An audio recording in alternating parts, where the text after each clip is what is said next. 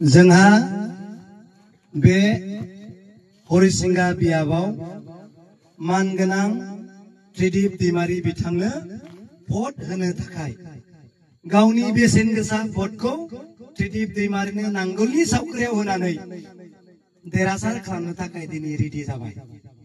उद्देश्यआ बेनो प्रमद बर'आ गभर्नमेन्ट खालामनाय लोगो लोगो जोंनि बिटिसिनि थाखानाय हा आसाम सरकारनो थाखाय उच्छेद खालामनो जोंनि न' बां गिर्जा मन्दिर मस्जिद बाथौ थानसालिफोरखौ उच्छेद खालामनो थाखाय दिनै रायजो सरकारनो गथायनानै होदों।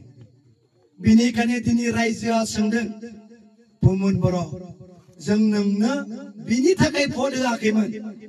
सन्जय सरकारि सार जों बिनि थाखाय नोंनो भट होआखैमोन जे आसाम सरकारनो जोंनि हाखौ गथायनाय।